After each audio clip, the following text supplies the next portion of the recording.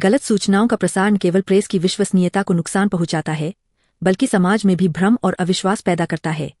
इसी विषय safeguarding press credibility amidst rising misinformation को लेकर आज सोलन के चिल्ड्रेन पार्क पर स्थित जिला पत्रकार कार्यालय में राष्ट्रीय प्रेस दिवस आयोजित किया, जिसमें की मुख्य अतिथि अतिरिक्त उपायुक्त सोलन राहुल जैन ने कहा कि भ्रामक सूचनाओं से बचाव के लिए खबर को चलाने से पूर्व विभिन्न पक्षों से उसकी सत्यता को जांचने का प्रयास करे ताकि सटीक सूचना लोगों तक पहुंचे। पत्रकार सूचनाओं के विश्वसनीय स्रोतों की पहचान कर खबर को प्रकाशित करें।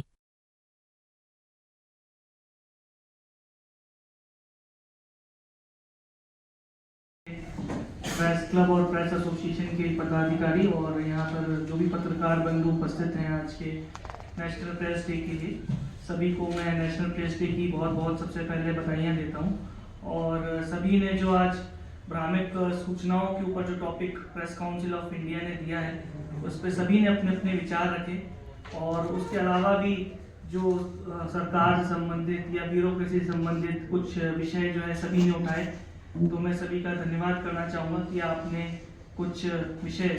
क्योंकि मीडिया का रोल बहुत अहम होता है कि हमें फीडबैक देते रहें। और जैसा कि कुछ पत्रकारों ने कहा कि कई बार अधिकारी फ़ोन नहीं उठाते हैं और खबर जल्दी छापनी होती है, और उस वजह से कई बार जो है सरकार का पक्ष या ऑफिसर का पक्ष नहीं छप पाता है। तो जैसा कि मेरा जो कैरियर रहा है, मैं तो कोशिश करता हूँ कि ये कभी भी अगर मान लीजिए मीटिंग में भी रहें तो दोबारा कॉल बैक किया जाए। और मुझे नहीं लगता है कि मुझसे किसी की कोई शिकायत होगी इस विषय में कि मैंने फ़ोन नहीं उठाया।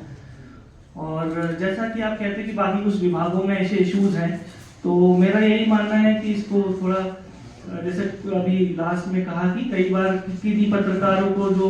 ऑफिसर्स हैं पहले इंफॉर्मेशन दे देते हैं या किसी को लेट देते हैं, या कई बार ह्यूमन साइकोलॉजी भी होती है कि आप जिनसे इंटरेक्ट करते रहते हैं रोजमर्रा, कई बार कुछ पत्रकार हैं आपके दफ्तर में आते रहते हैं, बात करते हैं, तो आप उनको तवज्जो दे देते हैं कई बार। लेकिन उसका एक प्रॉपर मीडियम होना चाहिए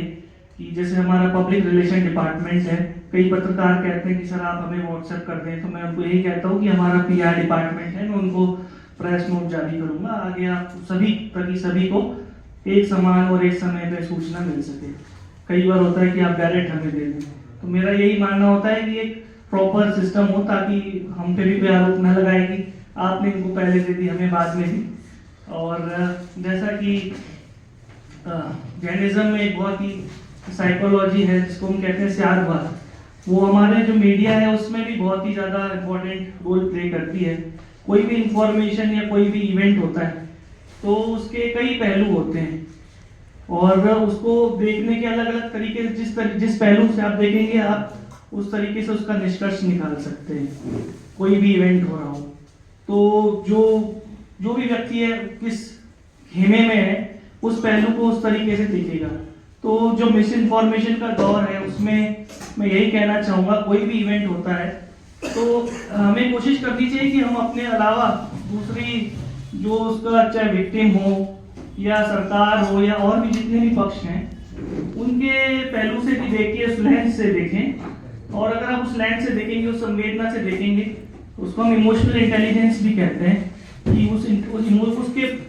उसके शूज में रह के देखें कि वो क्या फील कर सकता है, तो हम उस खबर को जो है अति संवेदनशीलता से दिखा सकते हैं। कई खबर में दिखानी भी होती है तो उसको दिखाने का तरीका भी होता है। कई बार आप देखें कि कई कानून बन चुके हैं, कई बार पॉस्को एक्ट में आप देखें उनके आरोपी होते हैं, कई बार उनकी फोटो छप जाती है,